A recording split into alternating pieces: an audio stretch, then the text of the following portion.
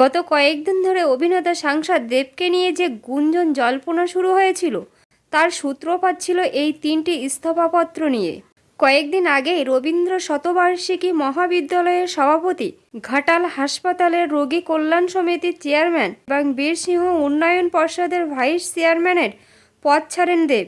আর আজ সংসদে ভাষণের পরে পদ ছাড়া নিয়ে সংবাদ মাধ্যমে মুখ খুললেন দেব।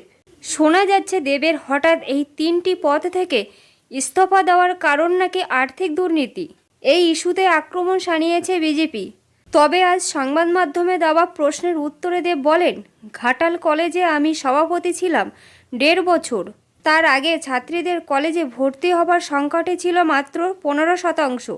আমি আসার পর থেকে যৌথ উদ্যোগে সেটা 65% হয়েছে। অর্থাৎ মেয়েরা নিরাপত্তা পাচ্ছে। আগে কলেজে প্রাক্তন ছাত্ররা আসতো, সন্ধ্যের পর পাওয়া যেত মদের বোতল। আমি সমস্ত বন্ধ করে দিয়েছি। কলেজের পরিবেশের উন্নতি হয়েছে, তার জন্য আমি কৃতিত্ব দেব ওখানকার ছাত্রছাত্রী, প্রফেসর ও অন্যান্য কর্মীদের। কিন্তু এগুলো যদি দুর্নীতি হয়ে থাকে, হ্যাঁ আমি দুর্নীতি করেছি।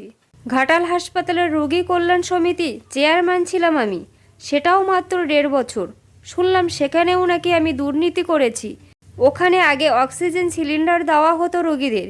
আমি চেয়ারম্যান হওয়ার পরে ওখানে অক্সিজেন প্ল্যান্ট বসেছে, পাইপের মাধ্যমে এখন অক্সিজেন যায়।